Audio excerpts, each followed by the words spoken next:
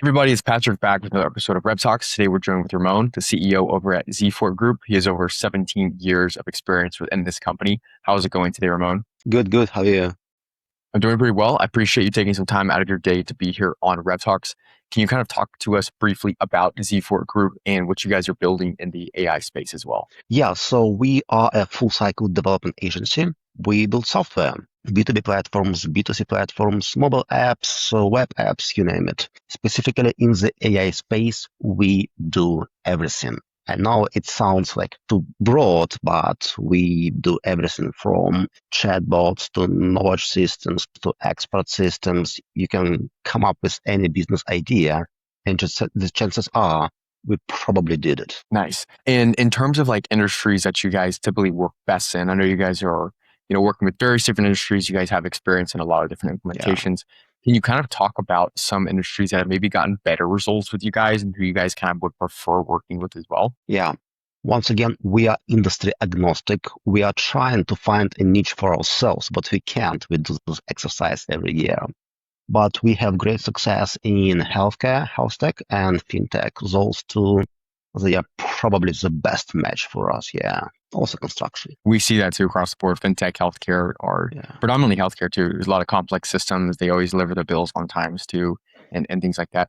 What does kind of a typical engagement look like? I mean, you get introduced to the company. Is it kind of word of mouth referrals? Are you guys doing a lot of marketing? Kind of walk us through that process a little bit. Yeah, so historically it has been like word of mouth. So we typically do our job very well. And I'm not trying currently to sell my company. It's actually true. So the best way to get new clients is to do a great job for your existing clients. Yeah, so we initially just start talking like you and I currently do, okay? And when people talk to us, they realize, first of all, we know what we do. And second, we are not after their money. We are after a great product with them. So we typically start with a little bit of planning, just a little bit. We artificially limit the planning phase to make sure we get to development as quick as possible. And then we release early, we listen to our clients, and we adjust. It's fairly typical to all of the companies out there that are doing similar things.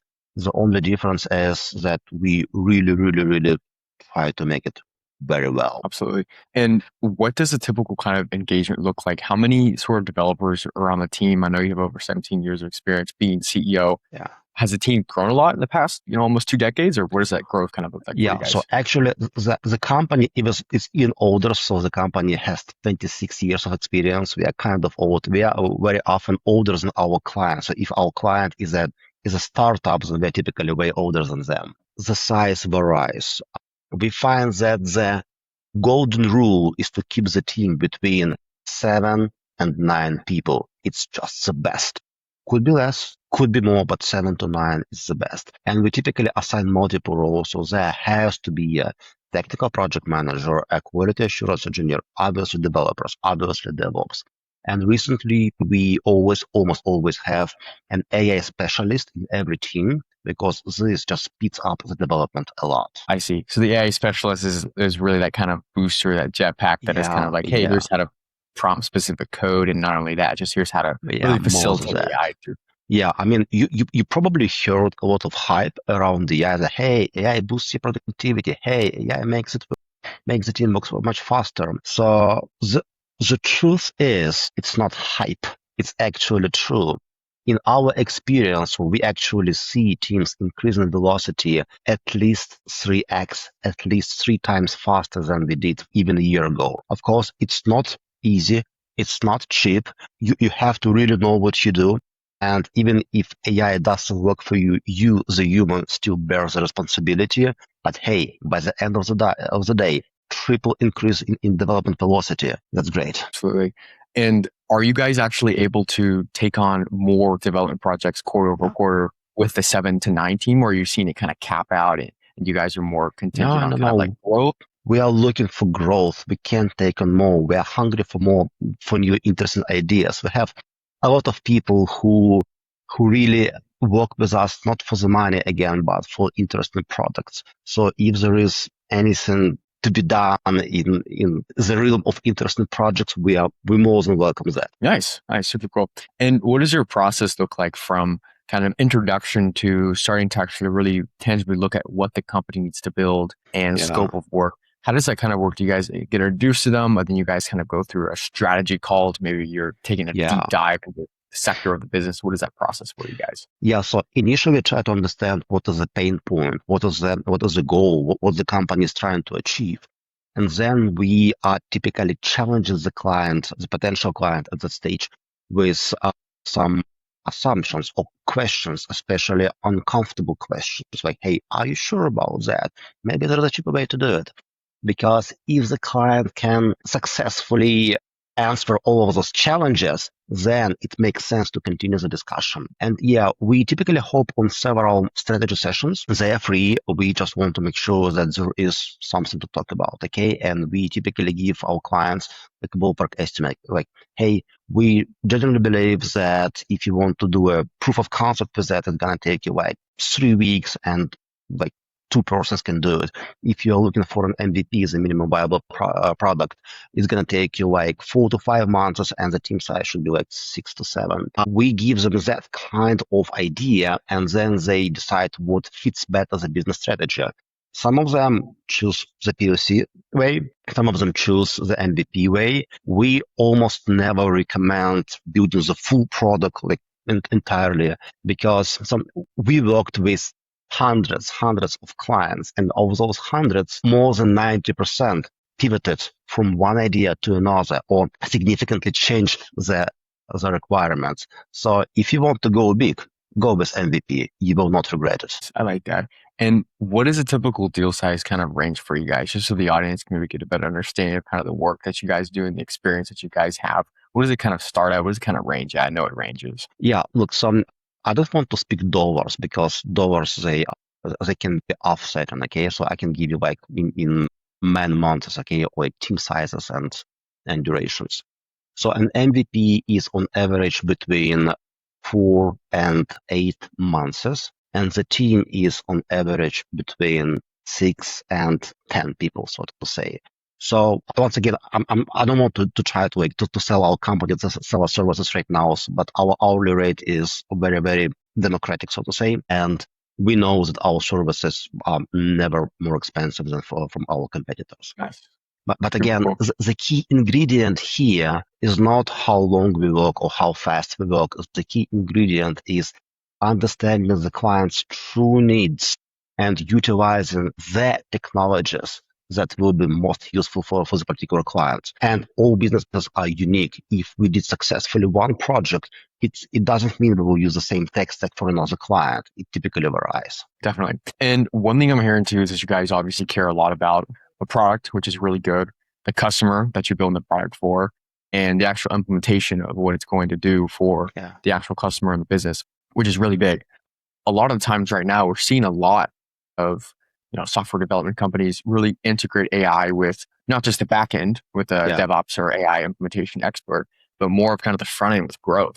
A lot of people are doing that right now. It's sort of catching on like wildfires, you can tell. Are you guys currently utilizing AI with anything going to market right now? Yeah, sure. So look, I believe almost every person in our company utilizes AI to a certain extent, okay?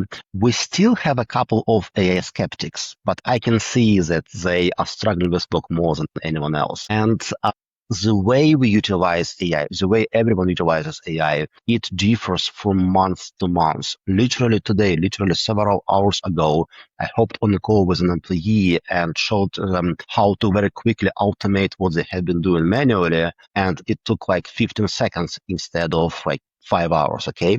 But the point is, 2 months ago, this feature just didn't work. 2 months ago, it wasn't an option. And it takes a lot of time, to keep up and do experiments. Obviously, we utilize AI-powered platforms. You probably heard about Clay and similar. So that is very good for go-to-market. Obviously, our marketing department is using that. Our sales department is always using AI to analyze incoming requests. In many cases, just to double check our assumptions, to make sure that we did not miss anything, to make sure that we didn't miss any good idea on how to implement this or that. But yeah, I would say probably everyone is using AI right now. And as you continue to kind of grow the company and move things along as you have been over the last almost 2 decades. What is kind of a priority for you, especially right now in 2026? What do you see as a CEO kind of guiding the ship? What are you kind of really moving towards with the actual business? Good question. We are moving towards flexibility because the current world is a world of uncertainty. Okay, you probably heard again. I think everyone probably heard about the issue of the cost of tokens. Now, we as a company do not know how much tokens will cost in like 2 months. Okay, nobody knows. I mean, some people may know, but they don't tell us. And depending on that, so everything will change. Where we need to double down on our token usage, where we need to actually focus on minimizing the costs, where we need to use different models that would be run locally so that we reduce the token consumption drastically, where we need to have an entire team that monitors efficiency of different models on daily basis and tells us what to use. Will we need to find some other way? We just don't know. So we just have to stay flexible. There is just no other way around. Yeah, so I would say staying flexible and staying positive. That is what is our goal. Absolutely. And lastly, what piece of advice would you give the, 17 years ago, Ramon, who's stepping to the CEO position? What would you tell him? What would you say is not necessarily coming your way? What kind of piece of advice would you sort of give him? Yeah. I'd say do not stick to obsolete technologies. Do not stick to obsolete technologies. It feels universal, but sometimes we are all guilty of that. I personally had like a development framework of mine, and I kept using it even after it was no longer maintained. Looking back, it was a mistake. So yeah, don't do it, guys. Well, live and we learn and everything. Once again, where can we find you on the internet? What is the company website for the audience? And then what is your LinkedIn too? Yeah, so the company's website is zfort.com, Zebra, Foxtrot, Oscar, Romeo, Tango. And if you just Google us, you'll find us easily. We are on Korzh, we are everywhere. Yeah, my personal LinkedIn is Roman Korzh. So again, if you look me up on LinkedIn, I'll probably be your first match. Sweet. Well, I appreciate you taking some time out of your day to be here. Thank you, and Patrick. I hope you have a great rest of your day as well.